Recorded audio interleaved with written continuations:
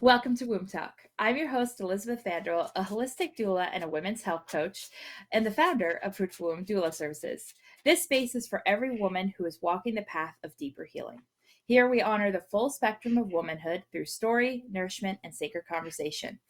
Let's settle in, take a deep breath, and begin. Welcome. Today we have our lovely guest, Nikki. Will you please introduce yourself, tell us all about you, and what just really is your jam? Yeah, absolutely. So my name is Nikki Fraser. I'm a holistic practitioner myself, reflexology, aromatherapy, Reiki, all kinds of things.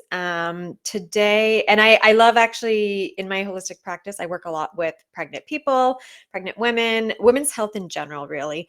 Started with pregnancy, but now those pregnancies have little humans, and the original mom that I was helping are getting older, and so really kind of any spectrum of women's life I find I support a lot in.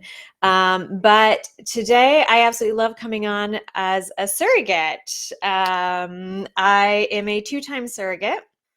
So and we were chatting in the past, so I love that I was a surrogate. It is a huge passion of mine working with pregnant women. I love being pregnant myself. I had absolute amazing pregnancies. I'm very blessed that way. And I love giving birth. I absolutely love the aspect of giving birth. And so when surrogacy came into my life, it absolutely was amazing. And I just like talking about it in general. So that's kind of a little bit about me.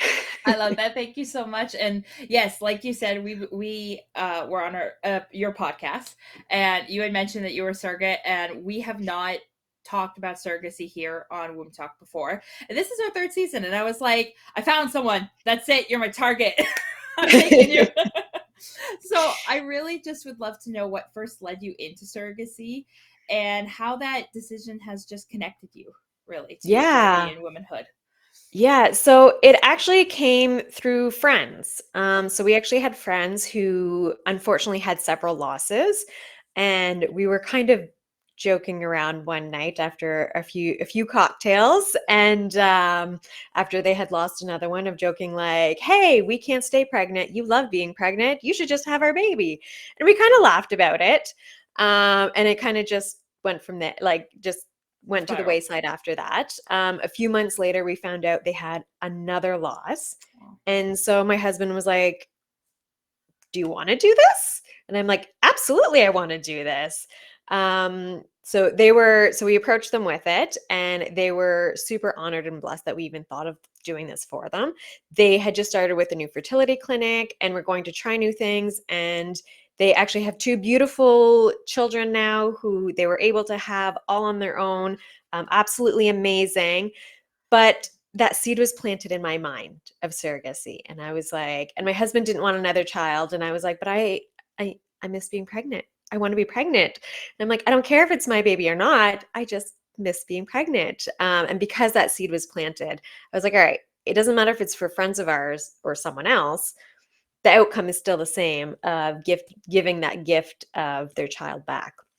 So I started looking into agencies, met with a few other surrogates myself to kind of really see what it does all entail, because it's all nice on paper, but what are the ins and outs? And so from there, I joined with a surrogate agency and was matched up with parents for my first journey, and it kind of just went from there. I love that. That's so awesome. That my favorite part of that whole story was it was a joke, and then Yeah. you went to them. Like they didn't come to you. You were like, "Hey, like, can I do this thing for you?" And I just love that. That just shows how much of a generous soul you have. Like Thank you. didn't even have somebody else ask you. It was you going and offering of yourself. So first off, big kudos to you on that, because Thank that's you. super amazing. So I know that you're from Canada. And Yes. I guess I want to kind of hear your experience of what surrogacy was like here in Canada, because it's different all over the world, right? So Very different. I just want to hear all like the details a little bit about what that was like for you. Yeah, so here in Canada, you don't get paid. So you hear all the time in the States of like, Yeah. get $100,000, be a surrogate, da da da. Yeah, no, that is not at all how it is here in Canada. you're really doing it for altruistic measures. So you do get reimbursed though in Canada. And it is very sticky. Like laws are actually pretty strict when it comes to surrogacy. So intended parents can't gift anything to the surrogate. Oh, So if they gift, if the parents are, let's say, in Australia or France or wherever, they can't gift the surrogate like, hey, come out here with a plane ticket and a trip to go see them, things like that, oh because wow. it is actually breaking the law. Anything or money compensation, anything like that is technically breaking the law. So it is very much reimbursement only. So you're not out of pocket. The whole point is that the surrogate isn't out of pocket. And this is where it is unfortunate in a way. I believe that it is important to have these rules in place so that nobody is taken advantage of, because it is important that the surrogate is healthy and stable and all kinds of different things, which is why you do have to pass a psych test. You do have to meet with a counselor, go through counseling yourself, your partner, and even if you have children, they ensure how do children feel about this. All of that is really, really important in Canada to go through first before you can even transfer the embryo, anything like that. But everyone makes money but the surrogate. That's the interesting part in Canada. The doctors, the clinics, the agencies, everyone makes lots of money, but the surrogate can't make a single dime. So that's the catch-22 part of Canada. But like I said, it is all reimbursement. So part of your phone, because you do need to stay in contact with the intended parents. So IPs Yes. are intended parents. Part of your grocery bill, like, because let's be real, when you're first pregnant, that morning sickness, all day sickness, sometimes you just can't cook and you Yeah. need to pick up food. When you're at the end of pregnancy and you just can't clean the house anymore, it's hard to bend down. So you can put in like house cleaning reimbursements. Or if you can't shovel the driveway if it's winter and you just had like a 2-foot snowstorm. So things like that can get reimbursed. Your maternity clothes, your prenatal vitamins, all of your appointments. If you have to miss work, you can get reimbursed for that. So because you shouldn't have to use vacation days or sick days or different things like that. So Okay. it is reimbursement up to a maximum amount of every month. So you do also have to be careful. You can't just throw anything willy-nilly in there either. You do need to show receipts, and then the parents can request the receipts also to double check everything, things like that. So those are the big differences when it comes to Canada. And then also, depending on where the parents are or like where they live, also makes a difference in a way.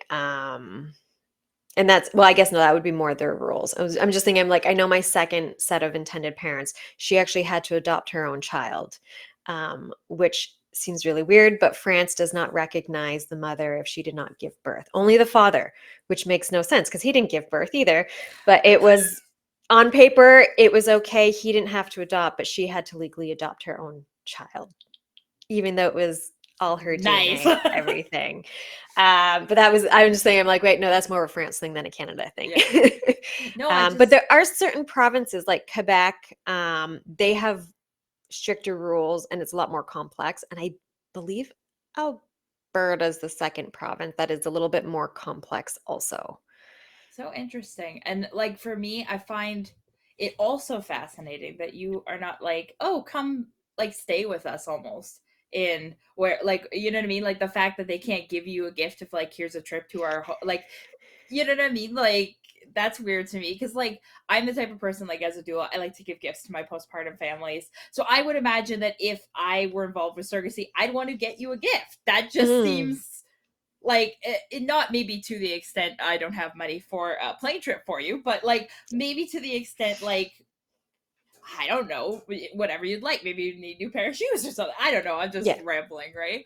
But like the fact that that's not allowed, that I find is yeah. very interesting. And There I are a get it, lot that are but kind of given on the down low, right? Of yes, like that thing of like, sending flowers or sending, a little box of sweets, chocolates, like for those those cravings Yeah. type thing, because you do build that good rapport. I mean, you hope to build that good rapport with the parents. And so a lot of times during chatting, they start to learn what baby's being made off of, what those cravings are day in and day out. And so I do see a lot of surrogates who will sometimes get like a little care package, but it's very much on like the down low, Like, because I if they don't know post what you're it, talking about. right, yeah, it is. But and that's where, a little $20 box of like, here's some little sweets or craving things. I don't think anyone's going to bat an eye and call the cops on that type thing. But it is something to just be cautious about. And so this was a question that I totally did not write down for you, so you could totally be like, how does it work exactly with citizenship? Actually, would you know anything about that? Because I just thought of it as you were talking about like France and Australia. I'm like, does that baby automatically get Canadian citizenship? Yep. Okay, okay, because I Yeah. was just curious how that worked So a little. they are dual citizens. Oh, As far as my knowledge, that's how it worked. My second journey was a couple from France, and I do believe he has dual citizenship, Canadian and France. wow, that's interesting. I Yeah, was just wondering if it worked like that a little bit because yeah. always, I guess, interesting for the child as well. Hmm. Because then that means you have a whole different opportunity that you may not have had if you were just born in your home country. Yeah, So yeah. it's definitely interesting in that. And like I said, it was just a thought process in my head here because I've never thought of that, and I guess I was just being nosy. Yeah, because he does have a Canadian passport. Oh wow. It take anyone who's international, any international parents typically have to stay about a month after the birth Oh. to complete the paperwork and get the passport, because it just takes that long to to get the passport realistically. So yeah, so once you have a Canadian passport, I So think many you're the steps. official citizen, and then once back home, they then had to apply everything for him to become a citizen, an official citizen in France. That's so interesting. And so it also is like a big sign of like how much actually different layers there are to surrogacy, just beyond Yeah. of like, hey, I got this other person to carry my child for me. No, no, no. Guess what? There's still more steps and there's Yeah. paperwork. Oh, lots. Oh, the paperwork is astronomical. Before pregnancy, and for good reason, right? Yeah. Having a very clear contract before embryo is put in, anything is super, super, super, super important. And do not rush it. Yeah. Anything I will stress, we I rushed one of my journeys with the contracts, to be able to go for transfer quickly, and I wish I hadn't.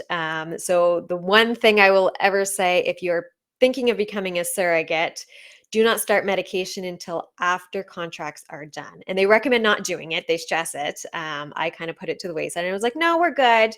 But things were definitely missed in the contract. So really take your time, go step by step, make sure everything is clear before you start meds, because contracts is one of the most important parts of it, making sure that everyone's on the same page for everything.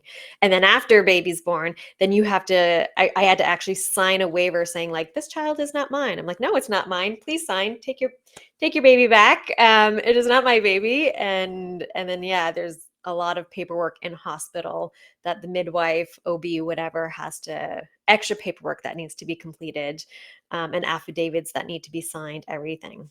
So yeah, Well, lots of paperwork. a lot of my knowledge of surrogacy is like the horror movie industry about it, Like they have yeah, I thought that I was your first hate time. I hate it. It just makes me cringe because I'm like, that's not, no one's trying to Yeah. steal someone's baby. It is not their baby. And I know I've seen a few TV shows and movies where it's just It's like, such a common thread. Like I if you know. it's like pregnancy, thriller, okay, surrogacy. That's how it and I'm like, okay. And I mean, Yeah. I get it. The concept is an interesting one that is a possibility, maybe, but that's why there's like paperwork. Yes. That's why That's it's like that point, right? exactly that. The surrogate can't come back and say, no, this is my baby. No, no, no, very clear. Or if like they're in a car accident, Yeah. God forbid something happens to the surrogate, what happens with that baby, that there is clear paperwork that, hey, baby does not belong to the surrogate, belongs to the parents. Yeah. And then parents then need to make that decision too of what happens and this and that. There's so many layers to it too. I never thought of the car accident thing, but like it's very interesting to hear, and I'm hopeful that a few people like from the states or different countries will comment that like experience a little bit about surrogacy, because just I find it very fascinating how it is different, because like you said, Mhm. I even see the ads that are like, hey, if Mm. you're in the US you could get, I'm like, that is a lot, like kind of Yeah, comes off very like selling body parts. it does. So It no does. offense, Yeah. Americans, sorry. But I think also, and this is where I don't know Yeah, their exactly. 100% how it works over there, but I think that also covers like their medication, Oh, true, true. everything. Like they don't get that monthly reimbursement. Like they just get like this is the money you get to cover everything during that pregnancy, I believe. Don't quote me on that. Versus us, like we have that monthly reimbursement Yeah. instead. Well, So I mean, our benefit also is in Canada, you're not being billed 60,000 to have a baby in a hospital, right? So I guess exactly. that's our your benefit too, being in Um, Canada. not, but the parents do need to, if baby's in NICU and they're not Canadian, they do pay that. Oh, They pay that themselves. Yep. So that's why if you are out of country, they actually, you have to buy insurance in case something does okay. happen, because they do have to pay. So many layers. There is. Like It's that, so like you're complex. talking of like, oh, this is all very very heavy, like there's a lot to it, and Yeah. just to think that it came to you on a thought with your best friends over cocktails, but then guess what, Yeah. I didn't know what paperwork I signed up for. Yeah. But that's why lawyers are involved too. Yeah, Like each party has their own lawyer to go over everything and to guide them along the way of like, this is what you need to make sure you're covered. yeah, Because like you don't want to be as a surrogate, I didn't want to be out money because I was missing work, yeah. or, helping out with my kids around the house, things like that. So it's super, super important. Everything's covered. So I guess I'm just curious on like, how did you take care of your body during this? Like what was it different than maybe your other pregnancies when it was your baby? Or I don't want to how do I word that No, properly, but no, I totally get it. And I mean, I've each one of my pregnancies was so yeah. different, but similar in a way, but more so of I just became more holistic with each pregnancy. My first pregnancy, I knew like nothing holistic. It was after I gave birth to my first baby that I was like, I just started learning about midwives and doulas and things like that during my first pregnancy, and then learning about holistic lifestyle once he was born.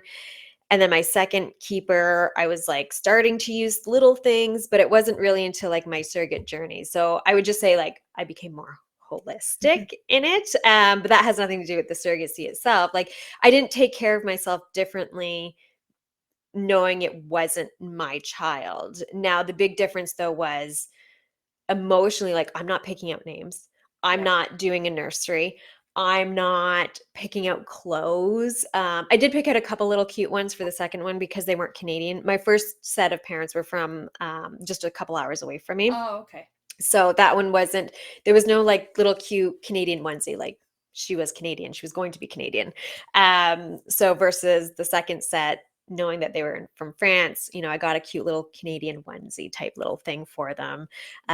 Little things like that just to be cute. But so there was no excitement of bringing baby home because I knew baby wasn't coming home. So taking care of myself emotionally that way is slightly different. You just don't have, the same, it's not even, it's just a A different, different feeling. the outcome's different. Yeah. So you're not planning the same way. Yeah. And how did it, if you don't mind me asking, like how did it feel like with other people? Like oftentimes you hear of like this people ask of like when you do all that stuff, and I'm just curious, like was there any like surrounding people that maybe were in your life that was like, "Oh, it's not your baby?" Like questions, Oh, eyebrows questions all raised, the so to time, all speak. the Okay. time. The great response was one about like taxes. Oh. And it's like, oh, okay, like seeing I'm pregnant. Oh, okay, yeah. And then next year we'll add on the new. I'm like, no, And I'm like, no, we're still gonna have just 2 kids. And they're like, but you're pregnant. Oh, it's not mine. I'm like, don't worry, it's not mine. Or actually, we were at we had friends over. We had a big group of people, not friends, just acquaintances that through my husband, there was about 10 people, and I was very, very newly pregnant, so didn't just starting to show, but they knew I was pregnant. But my husband had stepped away for a moment to go into the house and get something, and so I don't even remember the comment that was said, but I had made a comment of like, well, it's not my husband's. And they kind of looked like, did you cheat on him? Like, does he know it's not your child? And I'm like, well, it's not my child either. And then I got really great looks of like, hold up, wait, it's not your husband's. How you are pregnant? How can it not be your child? And I was like, I was like, didn't you guys know? Like, it's a surrogate journey. And apparently they didn't know. I was like, oh, but yeah, sorry, it's a surrogate journey. So little comments like that were always funny to see, or weird people in the grocery stores of like, oh, like, have you picked out any names? And I'm like, no, it's not my baby, and they just kind of look like super puzzled. Different things like that. So it was always fun to kind of, you don't get to play a lot with people, but in surrogacy you can, which is fun. Yeah. I'm just picturing the whole scene of that conversation a little bit Yeah. and the people's faces. But I mean, honestly, for me, this just always is a good reminder of like how into the birth world I am, because like surrogacy is so talked about, and like it's just like I'm not gonna guess right away that someone is pregnant. It's theirs right away. I'm like always like, I don't know nothing about you. I don't know Yeah. anything what's going on. And so when I hear this, then I'm like, oh yeah, people don't know as much as I do. They're not into the same stuff. Because I'm like, Yeah. why would you automatically assume, right? I mean, I guess in your case, you also did have 2 other children. So maybe they Yeah. were in the lead up. I will give them the credit of the doubt right here. But Yeah. it's still Yeah. pretty But funny. no, but most assume you see someone who's pregnant, 9 out of 10 times it is their own child. Yeah, but like you said, you had fun of the options of like Yeah. playing with them a little bit for the shock factor. Yeah. That's how we get funny content on social media with the funny videos from those laugh channels or whatever. That's how we get it from for people like you. Thank you for doing your job. So I guess I'm very curious to know a little bit how the the scene played out a little bit when you hand the baby to the intended parents, or like if you feel like sharing that. I don't know if that's a little too graphic or a little I DIY. But Not graphic. It is the most joyful moment ever. After my own children's birth, of receiving them, obviously though those are top of my list. But after that, it would be like, I remember my first journey, and actually we had a photographer there, and she captured the moment so perfect.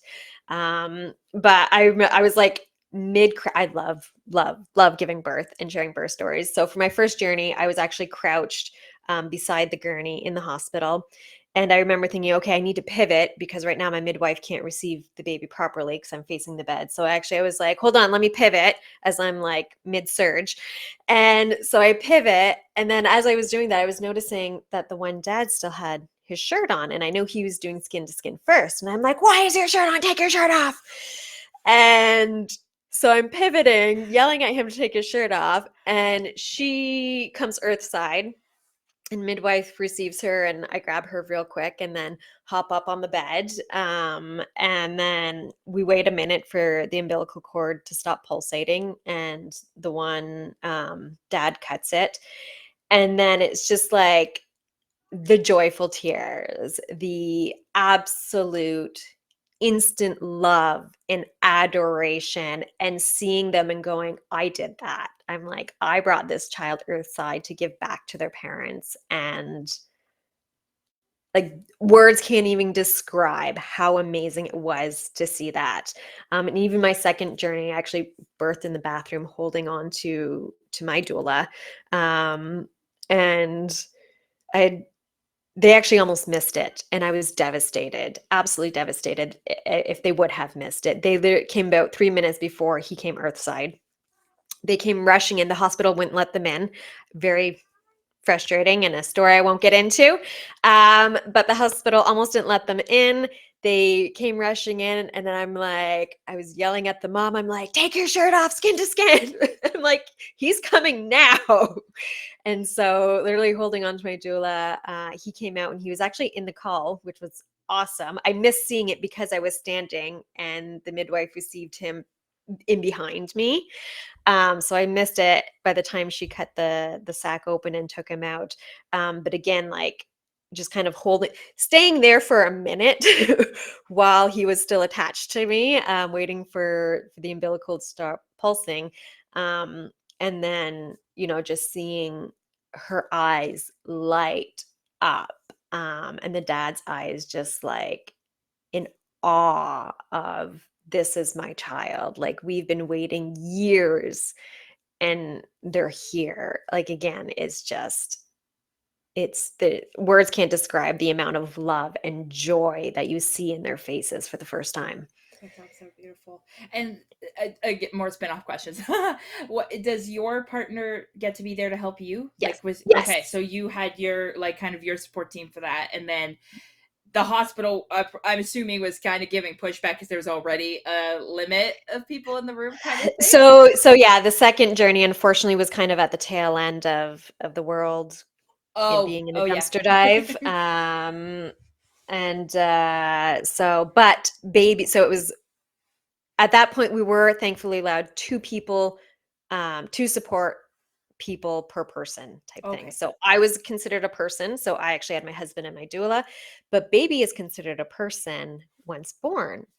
So he was good. allowed to support people, which would be his parents. So that was kind of the nice thing about it, because we were a max of two, but because baby wasn't mine, he was considered his own person and needed his own support team. So yeah, So it's just jargon over just like, can you let the real, like the biological parents please come in, please, thank you. yeah, yeah. But at the time, the hospital said that the parents couldn't be there more than, I think, an hour, a couple hours before birth. Yes, because like we know exactly to the minute when child's going to come earthside. So all right, let's try that. I'm like, are you kidding me? I'm like, I was ready to give birth to a child on the side of the road, getting to the hospital. He was coming so fast. I'm like, I think it was within an hour of being at the hospital, he was earthside. And I'm like, and they had turned them away because I wasn't upstairs yet and they couldn't tell for sure and I was like, you can't tell for sure when he's going to be born no matter what. Oh, Um, but that's a it whole makes me laugh sometimes because I'm like, doulas and midwives are not the only ones who work with birth, and we understand these things. So why don't you? Like, it right. sometimes I'm You would like, think that the OB department, or a labor and delivery nurse, like you wouldn't know this stuff. But I know I'm gonna it. assume it's just hospital politics, and Yeah. that there is some maybe person who has not given birth that may dictate these rules a little bit. 100%, 100%. But that's why it's important though, like if you do have a limit, always choose your own support person. I will Yep. say this because I did see a lot of surrogates, especially those who have to go in for C-sections, planned, unplanned, whatever, you have to have that in place first. Choose for yourself before baby. I will stress that because once baby is earthside, all those parents have eyes for is baby. And rightly so. They've been waiting years usually for this baby. So their priority becomes their own child, not the surrogate anymore. And as sad as that might be, like that is their priority. So that's why it's important, if you do have an emergency C-section, partners can't always go in when it's an emergency C-section, but if you have a C-section, have your partner if you can only have one person, because the staff there will grab baby and bring them to the parents as soon as possible. But you need that support person for yourself first and foremost. I love that. I love that. And I'm glad that you had your support people there for you. And like you said, Mhm. it is very important because oftentimes there is a lot of people that always just focus right away on baby and not enough Yeah. on like the one who gave birth, or like, And that's just it, right? Like you need to take care of yourself. yeah. And when you just delivered a baby, like you're super vulnerable, your hormones are already starting to crash. Like it's just, you It's like, what do need I do? someone there.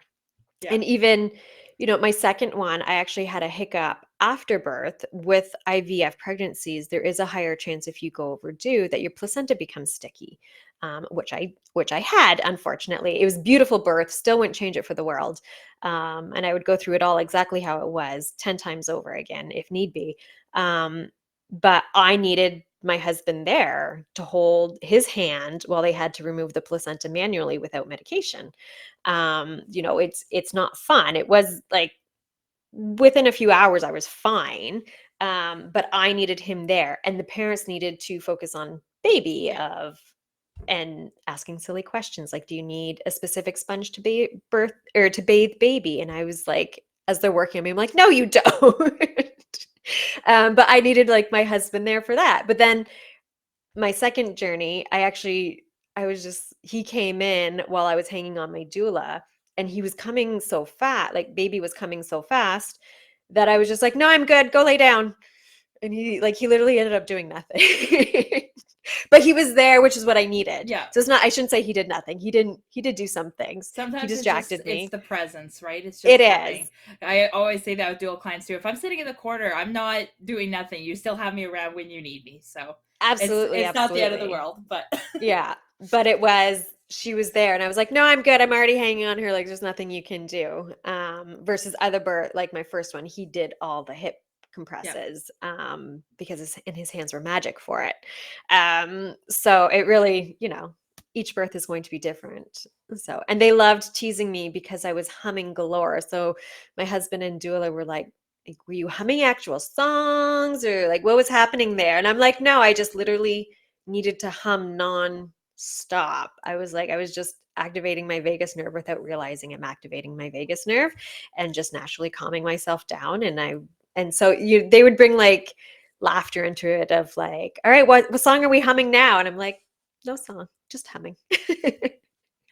Oh, I love that. I love that so much. And you already had the knowledge. Were you a doula at that time that you had that knowledge? Yeah. Yeah, I So was. you Yeah. kind of knew you were kind of in your jam a little bit anyway. Yeah, I was just so tunnel focused, and it was just like no one could tell me anything. I was just like, "Meh." So tell me about like the postpartum recovery for yourself, and like how does it work with like the baby? Like, is baby rooming in with you, or do the parents get a room to stay? Oh, they do. Okay, just tell me Yeah. all the fun stuff. Yeah, no, so it's really nice. So my first journey, because I did have that slight hiccup, I did have to stay in the hospital afterwards. They wanted to ensure there was nothing, no complications, and everything was great, but they just wanted to observe me for the 24 hours. Otherwise, I had planned on piecing out as soon as possible. But the dads did get their own private room Oh, good. where with baby. So they didn't share with anyone else. I think they had just opted for that private room. The second set, I didn't see baby in hospital because I went and saw where they were afterwards the next day. But the second set, like as soon as I was like, I think it was an hour and a half after birth. I'm like, can we go? Like, what's the hold up here? Let's go. I want to go home. I want to shower. I want to get into my nice PJs, Peace out. and I just want to lay down in bed and sleep now. I'm like, what's the hold? And it took 4 hours. And I swear, like 2.5 of those 4 hours, I was going crazy, just waiting for paperwork to finish up and sign. And they had to monitor me, which I get it, but I'm like, I feel great. I just want to go home. The paperwork. Right. I was just like, so but yeah, and they took baby, and as soon as they could leave with baby into their own private room, they did. And then I sat there and I'm like, can I go? I'm like, I'm I just want to leave. Just figure it. I Yeah, felt just go. fantastic. Yeah. So, but I was someone who typically does, even after my first one, I didn't realize I could leave the hospital so soon.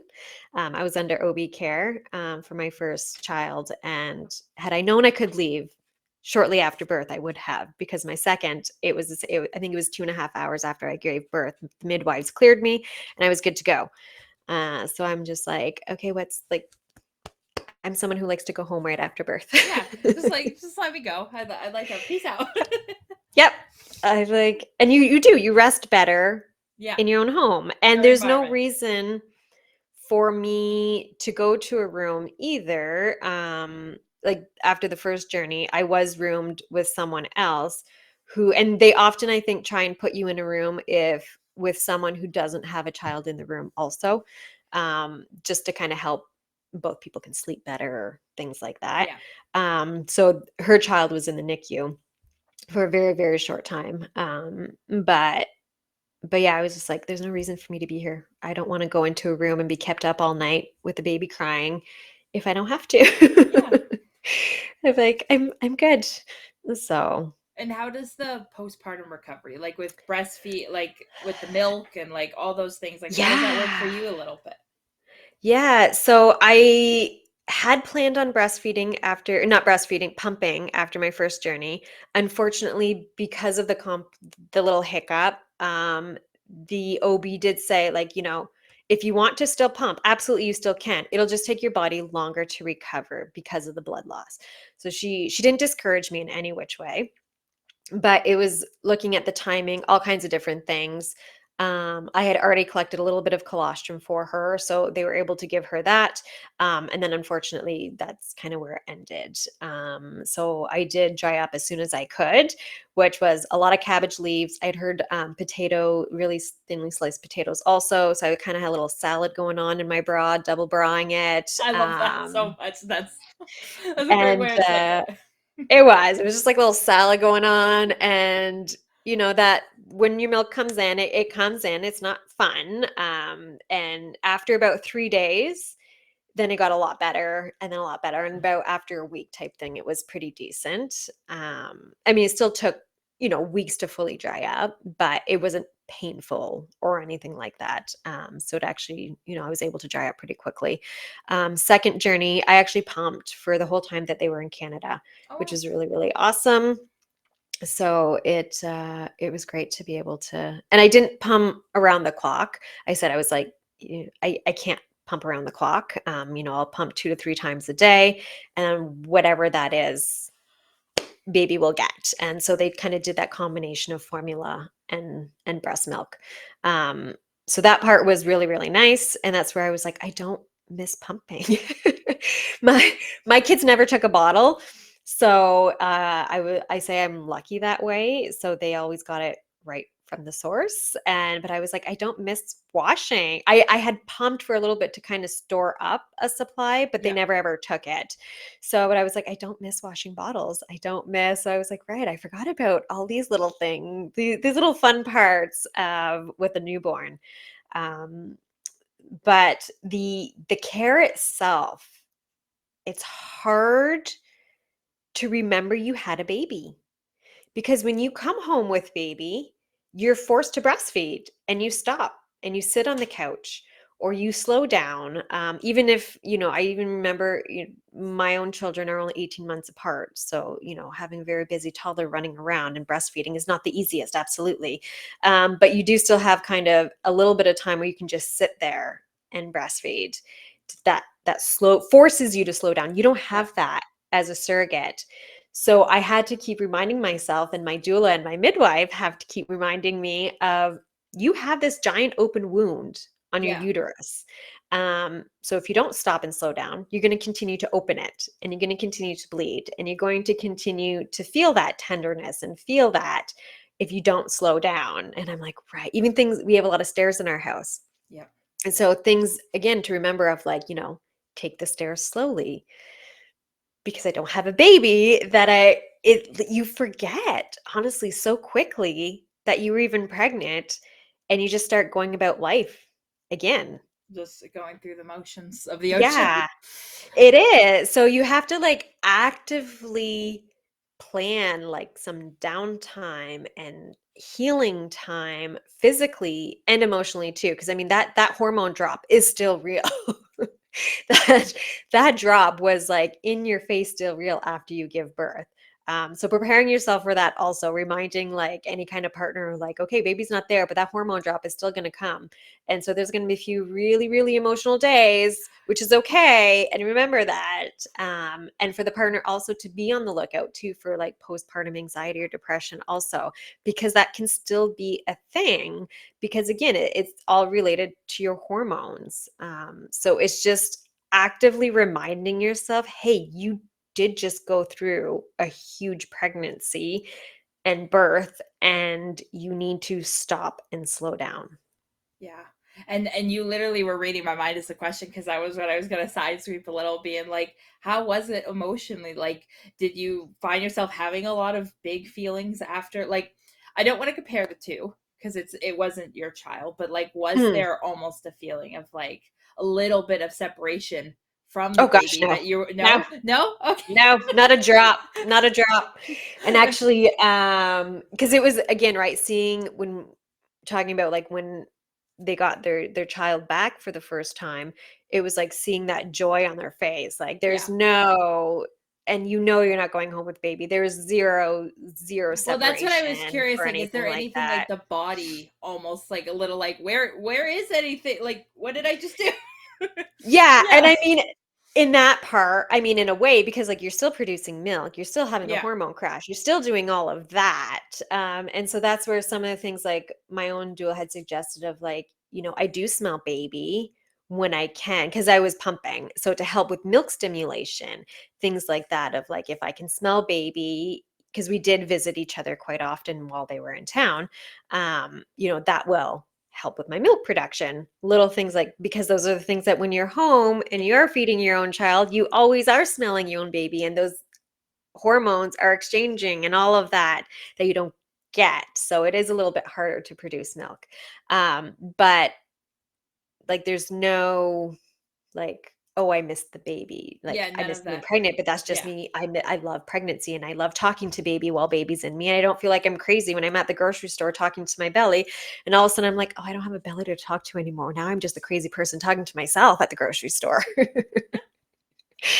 So Okay, I was just curious. That's just me, like the brain process of how this all works, and I hope everyone listening is kind of trying. I'm analyzing too. I'm here listening because I want to like know more yeah, a little bit. So it's very, very, very common question though. yeah, It's like one of the most of like, how is it giving up baby? And I always stop right there saying I didn't give up baby. There was yeah. no giving up baby because baby was never mine to begin with. So I'm giving back baby, and it is the best thing ever. And I And think that probably helps too, having that knowledge ahead of time and set, like, you know what I mean? Like, it's different than like adoption and giving up actually your child. And yeah, like, there's like a whole different kind of layer to that again. And yeah. I guess I'm just like, what would you want to tell women who are listening that are thinking about maybe doing surrogacy, or they want to become intended parents or anything like that? Any wisdom that you would be like, besides the paperwork, do the paperwork and the lawyers, do that. Yeah. And so honestly, the biggest thing is one, do it. If you're Yeah. thinking about doing it, do it. I honestly find it was the most impactful thing of my life outside of my own family that I could have done. Knowing that I've created two sets of parents, two sets of grandparents, two sets of aunt and uncles, two sets of cousins. To like, it's not just a child that you're bringing into the world. You are creating an entire family. Like when you actively stop and think about that, like there wouldn't be all of these other people. And then even going one step further of like, in 30 years when these children are adults and starting their own family, like you helped to create that, which is absolutely amazing. And both surrogate babies know that they were a surrogate, like they came to this world through surrogacy. So that part's nice. Not all intended parents want that, which is okay. And that's where it's important to kind of, know the expectations afterwards. But if you're thinking about do it, absolutely do it. The other thing I would recommend, because there's the difference of do you do an independent journey or go through an agency? There are a lot of different agencies out there. Some are pretty shady, some are absolutely amazing. I'm not going to name any kind of names whatsoever because they're always changing also. I feel like there's always surrogate agencies popping up, and which can be good. But again, you just Do your research if you want to join an agency. As intended parents, really do your research because you're the one giving money over to that agency. So really, really, really do your research. If there are red flags, look at those red flags. Um, look at those red flags. Very, very important because, I know some intended parents gave over thousands upon thousands of dollars and never got it back for different reasons. So do your research as a surrogate. Also, do your research. Really make sure that you're comfortable with these parents before signing contracts. You can back out until contracts are signed. It's harder to back out after contracts are signed. And you definitely can't back out once Yeah. you've gone through transfer. So you really, really, really need to make sure you are on the same wavelength as the parents for everything. Pregnancy, birth. If they are controlling before you're even pregnant, that's just going to get worse during pregnancy. So really, really take your time. But agencies can be amazing to take out a lot of that awkwardness of like reimbursement payments of, here are all my receipts, reimburse, like that can get awkward a little bit. So that's where Yeah. the agencies are nice versus independent. But with independent, you also don't necessarily have all the crazy stuff that can sometimes happen in agencies. So depending on whichever way you want to go, just do your research because both have pros, both have cons.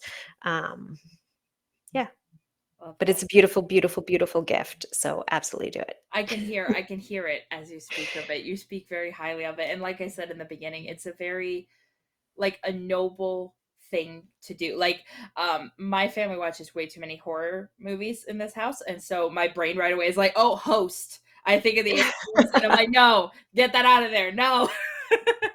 But jokes aside, it's really quite a gracious gift that you do because like you said, you in the end you really were just carrying someone else's child, and Mhm. then beyond your own physical like journey of like the pregnancy and the postpartum recovery, you then have that whole like they get to be with the parent, and then that's the family Mhm. line that was created from it. So I think it's a beautiful thing that you've done, and the fact that you've helped two families with that, kudos to you. And I guess I'm just like, how would you consider that this has shaped your journey as like a woman and into motherhood, and are you thinking of doing it again or I hate the word retired because it makes it sound like a job because it wasn't. But no, I am retired. I'm done at the ripe age of 41. I just don't want to go through another pregnancy. yeah. Realizing from like, being 28, 29 when I had my first to 10 years later, having my fourth, I'm like, the body does not bounce back No. in the same way. I'm like, it gets harder the older you are. Now, saying that, I know actually quite a few surrogates who are like 42, 43, 44 having babies still. So absolutely you can be in your 40s and still be a surrogate. I want to stress that. Yeah. But just for me, I've had 4 pregnancies. I'm You good found at your this magic point. number. Yeah. If I always said it, if I was 10 years younger, I would have done way more journeys. Absolutely, because I absolutely do love being pregnant and giving birth. I could do it kind of in like a weekly cycle of like, let's be pregnant for a week and then let's give birth. It'd be fantastic. Let's try to see how many babies Um, we can have this year for the market. right, That's right. funny. But as the way it shaped me, I feel like it has shaped my children a lot. I see there, and they were very, very young when I did go through it, but they still know like E and H, the babies, of what I've done and how I've shaped and changed their lives in that way of supporting them. So they know that there are many different ways of babies coming into this world. It pushed off our sex talk quite a bit with the kids because they're like, oh, well, how did baby get into your tummy? Oh, well, the doctors just put them there. So we didn't have to go through the whole sex talk quite as early, which was really, really nice. But it's just shaping our family in a way of like there are many different ways to support people. This was one of the ways that we just supported these people. I love um that. And the many and just different ways families are created and born. exactly, yeah, yeah. And I love being in the surrogate community and world. So yeah. I love that. And so you mentioned you were doula. You worked in aromatherapy. You do all the fun things. Is there any like links and things that people could find you that they want to work with you, or Yeah. do you even support people and trying to give information about surrogacy that you'd help someone out if they messaged or anything Yeah, like so I that? mean, I mean, I'm co-founder of Essentria Aromatherapy School, so nothing to do with surrogacy. But we do have like a mini course on pregnancy and aromatherapy and things like that. But you can always reach out to me there and being like, hey, I'm thinking of being a surrogate, and I'm super, super, super happy to one, answer any questions at any point. If you're looking for an agency, I can totally refer a couple agencies that I absolutely love, love, love the owners of, and they are absolutely amazing. So I can absolutely, recommend some agencies that I do love working with.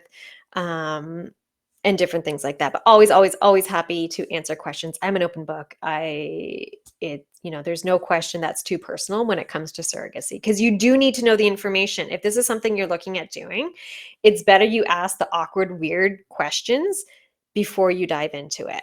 Yeah, kind of get a head start. Yes, yes.